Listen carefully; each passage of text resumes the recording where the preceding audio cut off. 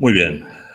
Pues el reto es ver cómo esta ideología del transhumanismo desafía al humanismo y concretamente al humanismo cristiano. Muchas veces cuando voy a algún club o alguna reunión, algún foro a hablar de transhumanismo, surgen estas cuatro exclamaciones, ¿no? Preguntas y exclamaciones, ¿no?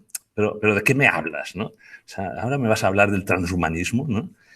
Pero si esto es ciencia ficción, ¿no? Si en realidad es una teoría más de las de conspiración, ¿no? Es una teoría de la conspiración, ¿no?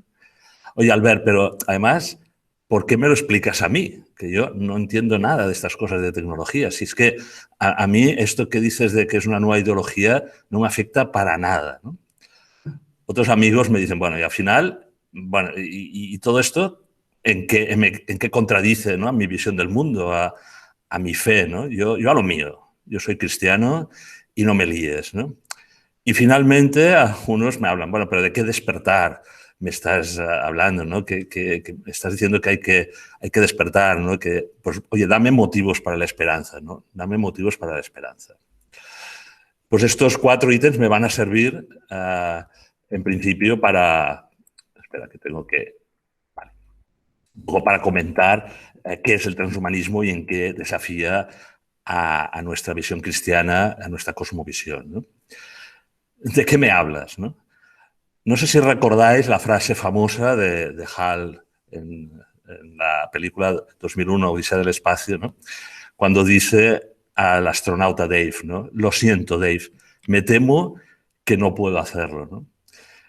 Claro, Dave en teoría es el humano que controla la nave, ¿no? La nave de donde Hal, que es una inteligencia artificial, ¿no? Un ordenador, realmente esa nave Discovery que está en órbita de Júpiter es quien realmente está comandando la nave, ¿no? Y lo que está diciendo en estas 9 palabras Hal, como si tuviese conciencia, ya no solo inteligencia, ¿no? Sino le está diciendo a un humano, lo siento, me temo que no puedo hacerlo, no me voy a desconectar, no voy a seguir tus instrucciones, ¿no? He escogido. Hay motivos para, no, para hacer lo contrario a lo que me pides, ¿no? La máquina, en este caso, nos muestra cómo se ha revelado. Hay otra película interesante, ¿no? Gattaca. ¿Por qué es interesante? Porque ahí, de alguna manera, nos hace reflexionar, ¿no? En esta visión que algunos dicen, no, pues esto es ciencia ficción, no llegará nunca, ¿no? Sobre, bueno, sobre nuestro gen, ¿no? El gen que nos hace realmente humanos, ¿no? Si es que existe, ¿no?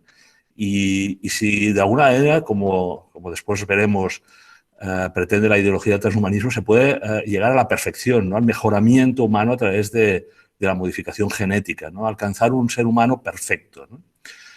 El protagonista es una persona con discapacidad, ¿no? Un parapléjico que tras un accidente de coche, ¿no?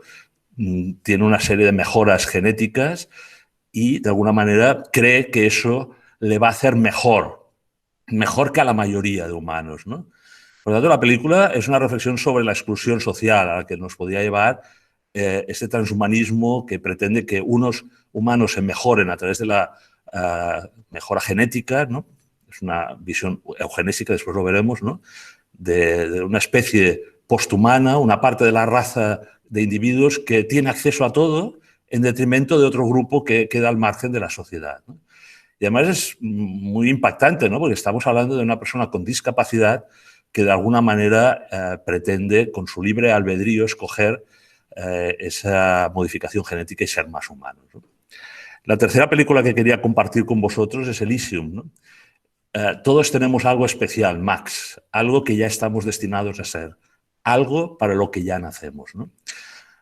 Aquí un poco el dilema que se nos plantea es que un grupo de personas que tiene los mecanismos para sanar cualquier enfermedad, ¿no? Los mecanismos biotecnológicos, para prolongar la vida, para mantenerse joven, ¿no?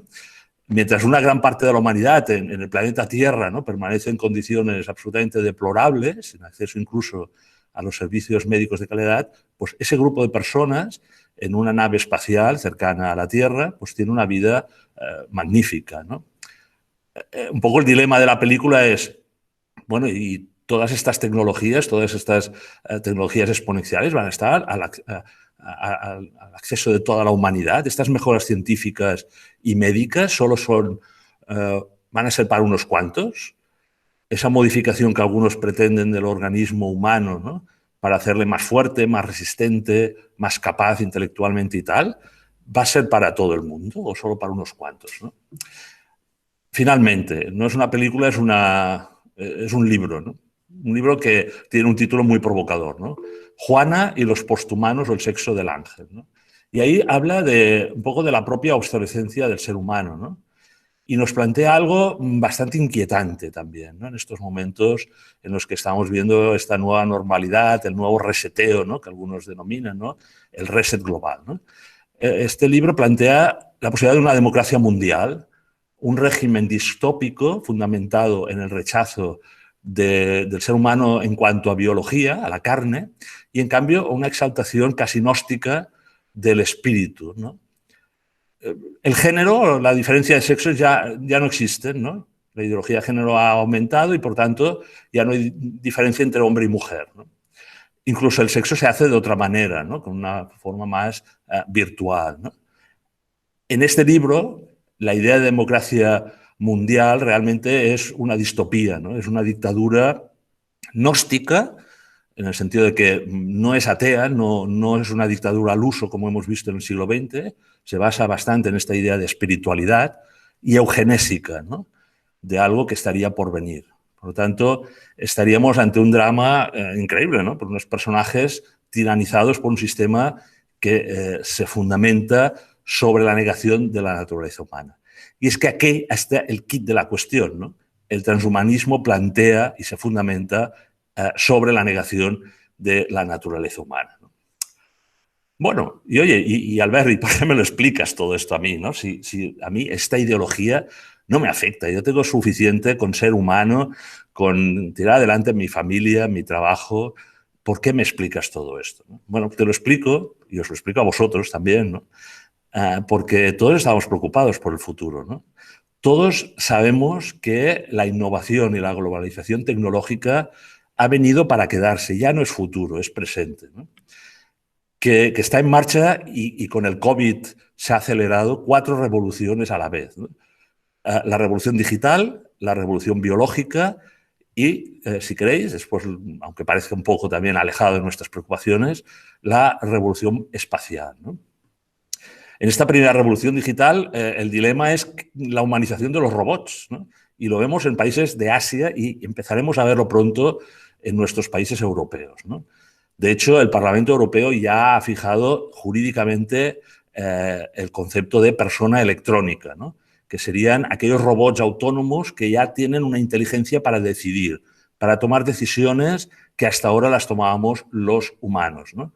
A través de esa inteligencia artificial, poco a poco van adquiriendo nueva responsabilidad en cuanto a la toma de decisiones de una forma más o menos autónoma del ser humano y, por lo tanto, pues se plantean dilemas éticos que el Parlamento Europeo pues está empezando ya a trabajar y a legislar, ¿no?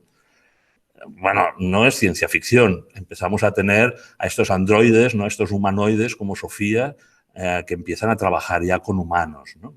¿Vale? También estamos en un ámbito virtual que todavía no lo acabamos de entender, porque no es nuestro ámbito físico, ¿no?, que es común, la ciudad, nuestra casa, ¿no?, sino eso que es como un no lugar, ¿no?, el ciberespacio, la nube, ¿no? Antes creo que Miguel Ángel ha dicho, bueno, esto lo vamos a grabar y va a subirse directamente a la nube, ¿no?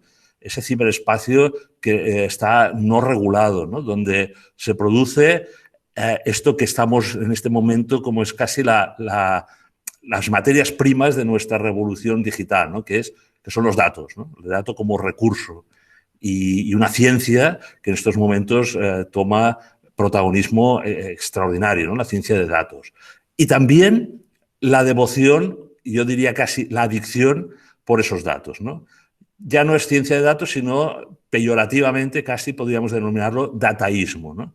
Es como una idolatría de que esos datos van a mejorar nuestra eficiencia en la toma de decisiones, ¿no?, que nuestra inteligencia no es suficiente y, por tanto, el Big Data, esos superordenadores que manejan millones y millones de datos a la vez pueden dar mejores soluciones que la mente humana. Ahí es donde empezamos a claudicar, ¿no? Por otro lado, si hablamos de la humanización del robot, también se está produciendo, y ahí es donde conecta mucho el tema transhumanista, el inicio de la robotización de los humanos, ¿no? Empezamos a ver movimientos como el biohacking, los grinders, ¿no?, que no les importa introducirse en su cuerpo artefactos que de alguna manera exploren nuevas capacidades y creen nuevas funciones y potencialidades, ¿no? Bien sea de conectividad, bien sea para abrir puertas, bien sea para conectarse con el ordenador sin necesidad de contraseñas. Y poco a poco se va perdiendo el miedo a introducirse en nuestro cuerpo aparatos digitales, ¿no? Bien, la segunda revolución que está en marcha es la biológica, y ahí sí que empezamos ya a hablar de pleno en lo que pretende el transhumanismo, ¿no?, que es el cambio biotecnológico de la naturaleza humana, de la propia condición humana, ¿no? ¿Cómo? Pues a través del rediseño de los seres humanos, ¿no?, a través de modificar genéticamente al ser humano. Todo empieza de una manera que casi el dilema ético es difícil, ¿no? Hombre, si tiene una discapacidad, ¿no?, hombre, como el caso de las dos chinas, si son gemelas y van a tener el SIDA, ¿por qué no podemos modificar genéticamente para que la siguiente generación ya no transmita esa enfermedad, ¿no? ¿Vale? Entonces todo empieza de esta manera, ¿no?, un poco sutil, pero se puede llegar incluso a esta otra, ¿no?, que todavía es utópica, ¿no?, la ectogénesis, que sería la idea de llegar incluso a que la maternidad, la gestación, sea fuera del útero materno, ¿no?, en úteros artificiales. Y me diréis, hombre, ¿ves? Ya estás hablando de utopías y de ciencia ficción. Incluso en la imagen parece distópica, ¿no? Pero si os acercáis a las incubadoras de los hospitales, cada vez vamos viendo como los prematuros o los altos prematuros que antes morían o tenían unas secuelas impresionantes, a través de esas incubadoras, que no dejan de ser úteros artificiales, ¿no?, o lugares donde reproducen esas condiciones, bueno, poco a poco va haciendo que la edad en la cual puede nacer un prematuro y sobrevivir se acerque cada vez más a cero, ¿no? Bien. Y además está experimentando en animales, o sea que no lo tenemos cerca, ¿no? Y la última sería una revolución en el espacio, ¿no? Hay una obsesión por salir del confinamiento planetario, ¿no? El transhumanismo dice, bueno, es que muchas de las mejoras en la condición humana no van a ser para los que se queden en el planeta Tierra, ¿no? Pero es imposible, ya lo veréis después, ¿no? Es una utopía, distopía que yo creo que cae por su propio peso. Pero están pensando en una élite, y en una élite que pueda salir del confinamiento de la Tierra, por si hay, y lo dicen ellos, ¿no?, y lo dicen los gurús de Silicon Valley, ¿no?, una catástrofe nuclear, una pandemia como la de ahora, una guerra nuclear, que pueda haber colonias, ¿no?, en las cuales se pueda ya, de alguna manera, bueno, pues conquistar el espacio, ¿no? De momento, pues el espacio cercano, ¿no?, y esto ya lo tenemos aquí, ¿no?, lo que algunos denominan la quinta revolución industrial, el aprovechamiento de metales, materiales raros, etcétera, fuera de la Tierra, ¿no?, para establecer colonias en estos artefactos, digamos, que orbitarían alrededor de la Tierra, o colonias en Marte, ¿no?, que ya veis que todavía no han conseguido algunos, pero lo están persiguiendo y ponen mucho dinero, ¿no? Bueno, por lo tanto, de eso empezamos a hablar cuando hablamos de transhumanismo y de posthumanismo, ¿no?, de la evolución biotecnológica del ser humano, ¿no? Ellos dicen, hombre, cuando las máquinas, como van a ser cada vez más eficientes y realizarán los trabajos que hasta ahora realizábamos los humanos mucho mejor, debemos transformar y aumentar nuestras capacidades intelectuales, físicas, para insertar valor en la economía digital. O sea, si no vamos a quedar obsoletos, ¿no?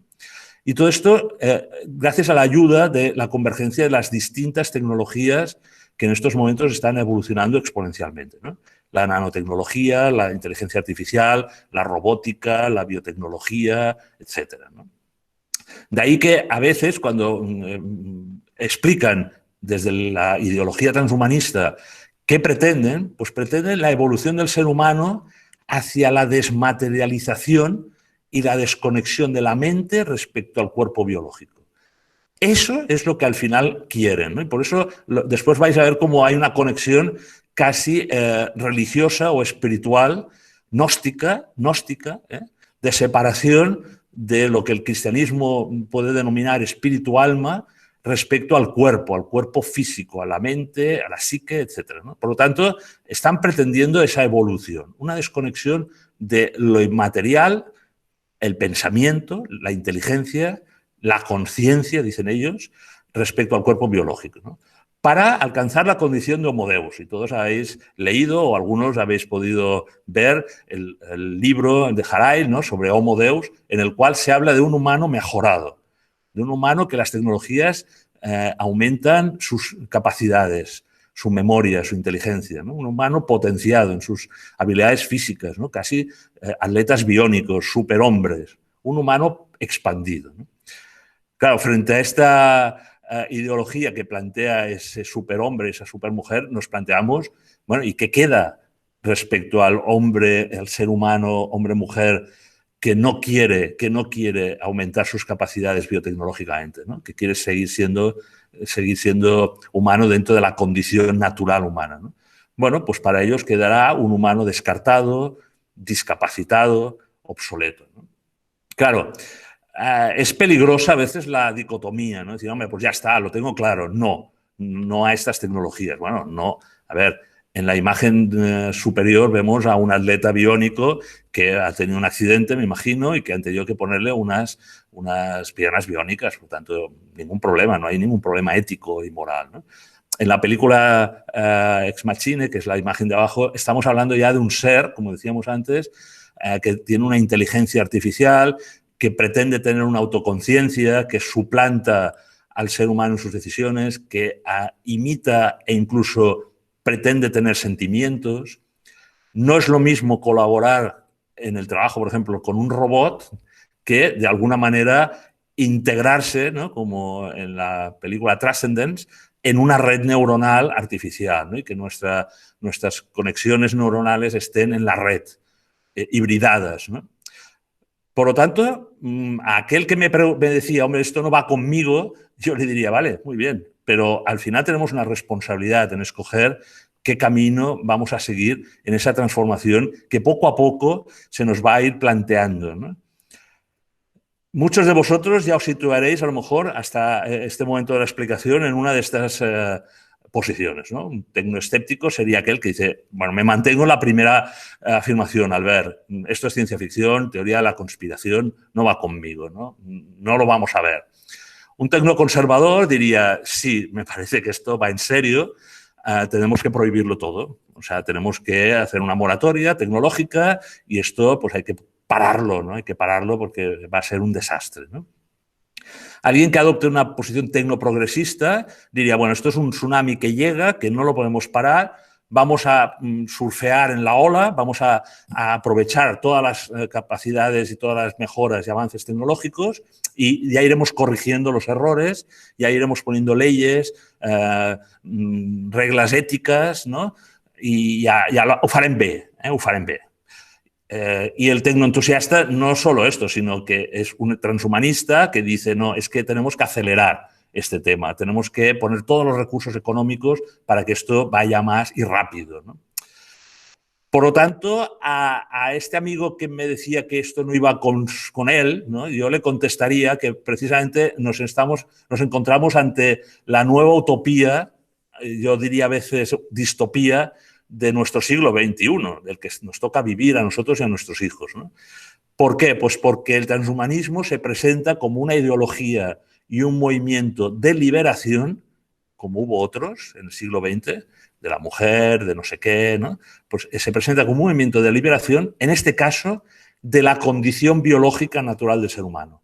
Recordad aquella imagen que se desprendía la mente, el cerebro, el pensamiento del cuerpo humano, ¿no? No queremos condición humana porque la condición humana sufre, se enferma y muere, ¿no? Dos aspectos clave para entender esta visión, ¿no? La singularidad tecnológica.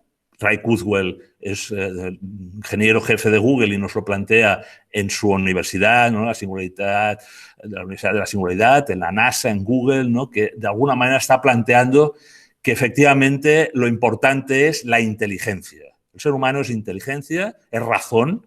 De ahí entronca con la Ilustración y con movimientos que simplemente entienden al ser humano como un ser racional, no con alma, no con espíritu, simplemente es materia y razón, pensamiento, y por lo tanto, a la que hibridemos esta inteligencia artificial con la humana, crearemos esta visión de transhumano o posthumano, ¿no? Por tanto, dicen desde este movimiento que hay que mejorar al humano, hay que mejorarlo desde todas las técnicas posibles, ¿no? Estamos empezando a ver algunos movimientos, y no quiero ser ahora polémico, ¿no?, con las vacunas y qué hay dentro de estas nuevas vacunas tecnológicas. Bueno, no quiero entrar aquí, pero sí que la nanorobótica, la ingeniería genética está avanzando y está introduciendo estos elementos tecnológicos, nanotecnológicos en nuestro cuerpo, ¿no? Bueno, y personajes como Neil Hamilton, ¿no?, que de alguna manera ya quieren y se reivindican como cyborgs, ¿no?, como seres que han se han hibridado ya con la tecnología, ¿no?, para adquirir, en este caso, hipersensorialidad. Desde la discapacidad, esta persona no veía colores y ahora escucha los colores, ¿no? Por eso, con Miguel Ángel Serra, que muchos de vosotros lo conocéis, amigo mío desde pequeñitos, ¿no?, en Villarot, de toda la vida, pues nos planteamos un seminario en la Méndez Pelayo para tratar la ética de las tecnologías en personas con diversidad funcional, porque esa es una problemática muy concreta, ¿no? Ahí sí que tenemos una visión ética muy clara, ¿no? Todo lo que sirva para que esa persona que no está sana, que tiene una discapacidad, adquiera la condición, las capacidades naturales del ser humano, pues adelante. Es que con el transhumanismo no hablamos de esto. Hablamos de mejorar las capacidades de personas sanas, sin discapacidad, para hacerles superhombres, superdotados, ¿no? Otra reflexión que se nos plantea rápidamente es, bueno, es que claro, esto entronca con la idea que es casi vital en nuestra civilización, en nuestra cultura, de tenemos un derecho ilimitado sobre nuestro propio cuerpo, ¿no? Empieza un poco con el tema de la ideología de género, ¿no? No hay sexo, no es hombre, no es mujer, hay 27 géneros. ¿Por qué no este transgénero puede gestar, puede ser padre, madre? ¿Por qué no nos podemos autodiseñar? Tenemos libertad morfológica. Algunos, desde una sociedad que está en Barcelona, ¿no?, plantean la hibridación con otras especies o querer ser otro tipo de especie, o incluso una fantasía, ¿no? ¿Por qué no si yo me siento elfo, si mi cuerpo no se siente hombre ni mujer, me siento elfo, ¿no? Por lo tanto, ¿por qué no puedo yo diseñarme como un elfo, ¿no? O puedo incorporar a mi cuerpo de una forma pues, que a nosotros nos repugna, ¿no?, pues todo tema de artilugios tecnológicos, ¿vale? Bueno, pues de eso estaríamos hablando cuando denominamos a alguien que ya está en proceso de transhumanización, ¿no? Está interaccionando, integrando tecnología en su propio cuerpo, en su propia mente, para alcanzar esas capacidades mayores, ¿no? Se conecta a esa tecnología, ¿no?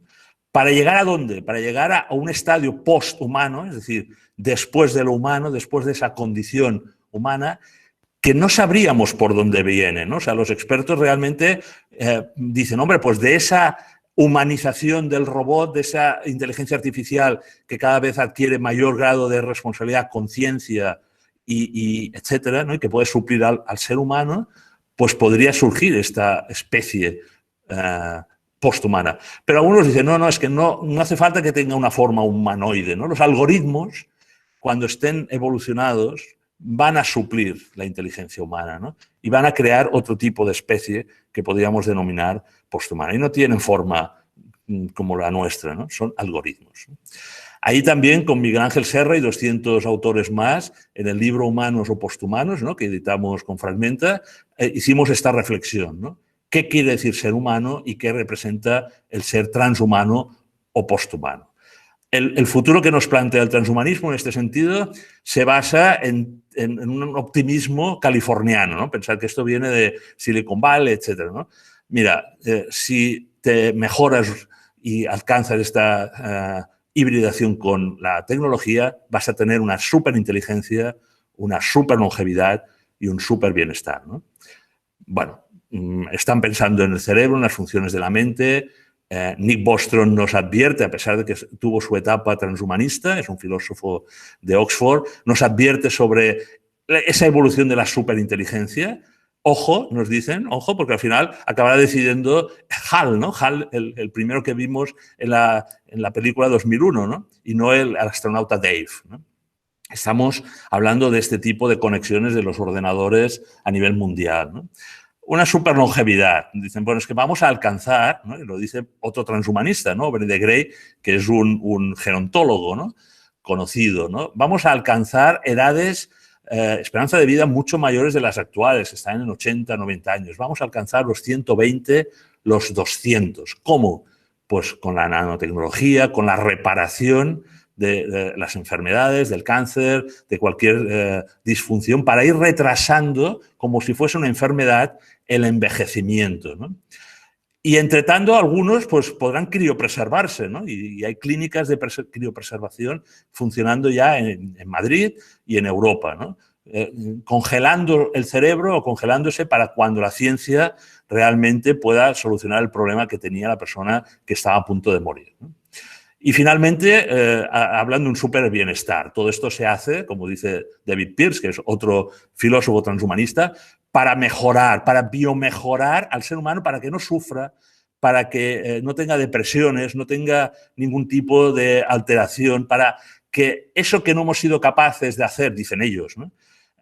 Con la moral, con la educación, lo vamos a conseguir haciendo intervención genética, ¿no? Vamos a eliminar, para decirlo fácil, el gen de la agresividad. Vamos a eliminar que aquella persona tenga una tendencia depresiva, ¿no? Eso es el biomejoramiento. Ahí también, con Miguel Ángel Serra y en la Menéndez Pelayo, que después se editó, tuvimos unas reflexiones muy interesantes sobre los desafíos éticos precisamente de todas estas tecnologías emergentes, ¿no? Bien, todo está conectado, ¿no? Nos dicen, es que realmente el Internet de las cosas, el Internet de las personas, lo que va a hacer es conectar todo, nuestro ADN con nuestro móvil, con nuestro ordenador, con la nube, etc.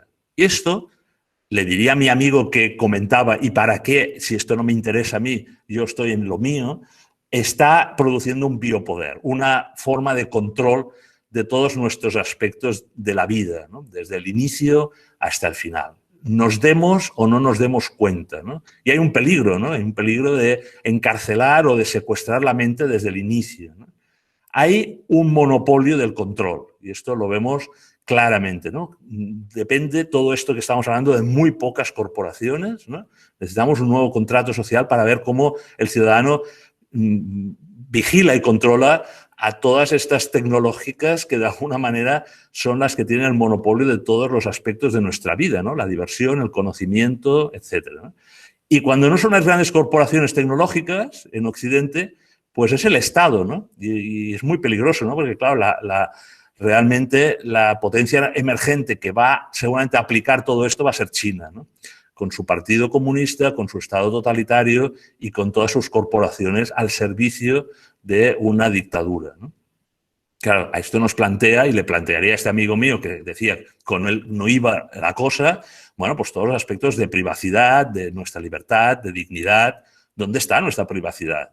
Si al final acabaremos con un implante de chip para realizar diferentes funciones, ¿dónde quedará nuestra privacidad, ¿no? Se está construyendo una mente en colmena. Estamos conectando todos nuestros conocimientos mentales en la nube, por decirlo de alguna manera, ¿no? Y esto pues, tiene sus ventajas y puede alcanzar un peligro que algunos han denominado una especie de totalitarismo cibernético, ¿no? Un ciberleviatán. Es peligroso y algunos, como Aldous Huxley en su novela del 32, creo recordar, ya nos lo planteaban. Es un mundo feliz, te doy todo a cambio de tu libertad y tu dignidad, ¿no? Bueno, pues esto es un peligro que tal vez en la construcción de este nuevo orden mundial pues es el que parece que podría construirse a través de esta ideología del transhumanismo, ¿no? Yo ahora estoy a punto de publicar un libro con EUNSA, con la editorial EUNSA de la Universidad de Navarra, que se titula Despertat, transhumanismo y nuevo orden mundial, ¿no? Y bueno, seguramente por Sant Jordi pues lo tendremos en a disposición, ¿no? Bien. Bueno, y todo esto al final me puede decir alguno de vosotros y algún amigo cristiano y católico, y esto al final me dice algo respecto a mi fe, ¿eh? Yo a lo mío, oye, que yo ya soy cristiano, yo ya tengo mis respuestas claras, ¿no? Bueno, yo le haría a este amigo pues preguntas como, vale, pero ¿qué es el ser humano, no? Porque tenemos que confrontar nuestra visión cristiana, ¿no? Ese humanismo cristiano, esa visión de fe que tenemos con todas estas ideologías que hemos estado hablando antes, ¿no? Ideología de género, ingeniería de transhumanismo, transespecie. ¿Cómo vamos a seguir siendo humanos con estas tecnologías a nuestro alcance, ¿no? ¿Qué es ser persona? O sea, más que incluso ser humano. ¿Dónde está la definición de persona, de su dignidad? ¿Cuál es la idea de naturaleza humana? ¿Es inmutable? Porque muchos, bueno, la gran mayoría de nuestra sociedad dice que no, que se puede deconstruir, que se puede diseñar, ¿no? Y repito, de ahí viene toda la discusión pues, de la ideología de género, etcétera, ¿no? ¿Y qué es la vida? ¿La vida la da Dios? ¿O vamos a ser nosotros los que vamos a conducir la evolución? ¿Somos creadores o somos criaturas, ¿no? El Papa Francisco, cuando nos habla en su encíclica Laudato Si, de la casa común para la familia humana, nos habla de la creación, de cómo nosotros debemos entender la creación y la criatura, ¿no? Y también Benedicto XVI, el Papa Francisco, nos habla de una revolución humanista, ¿no? de una idea del ser humano y de la persona integral, de un humanismo para este siglo XXI donde la persona está en el centro, ¿no? Esta es la idea básica del humanismo cristiano, ¿no? El que desafía el transhumanismo, la idea de persona con un desarrollo integral de todas sus dimensiones, no solo de la mente, no solo de la inteligencia, no solo de la razón que está en el cerebro, sino de la inteligencia emocional, de la inteligencia espiritual, etcétera, ¿no? Ahí también tuve bueno, la oportunidad de reflexionar a través de otro libro, perdonad que vaya intercalando pues, algunas publicaciones, ¿no? Que publicó Ediciones Te Conté, que algunos de vosotros pues, ya habéis leído y que resume un poco esta visión, ¿no? De, ¿hay alternativa al transhumanismo? Bueno, pues yo dije sí, el humanismo avanzado, por no decir humanismo cristiano, pero está ahí, para una sociedad que, nos guste o no, va a ser biotecnológica, ¿no? Y es que además ya no estamos hablando solo de una ideología, estamos hablando incluso de una tecnoreligión global. Y me diréis, hombre, Albert, ahora te has pasado ya, ¿no?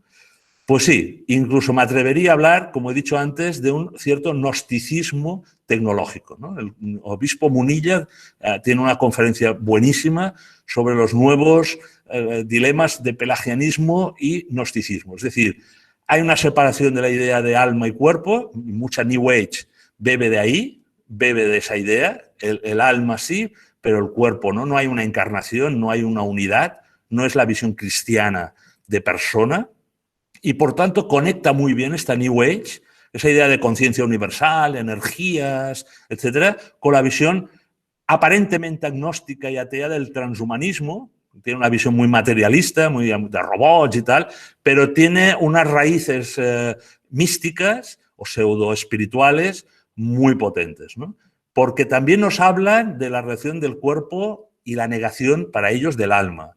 Nos hablan de evitar el sufrimiento, ¿no? Pues como cristianismo nosotros le damos sentido al sufrimiento, ¿no? De la vulnerabilidad, de la fragilidad, ¿no? De qué representa el bienestar, la felicidad, cuál es la idea de plenitud, ¿no? Hablan de trascendencia, o sea, hablan de inmortalidad cibernética, ¿no? Nosotros hablamos de vida eterna, ¿no? Por lo tanto, en eventos como el del 2045, donde, bueno, pues gente de la tecnología, incluso representantes religiosos, en este caso Dalai Lama, ¿no? Se funden en esa visión de para el 2045 conseguir sacar o hacer migrar la mente a un avatar, ¿no? A otro soporte que no sea el cuerpo humano, ¿eh? Recordar de nuevo aquella idea de que la mente salga del cuerpo humano, por tanto, como una especie de transmigración.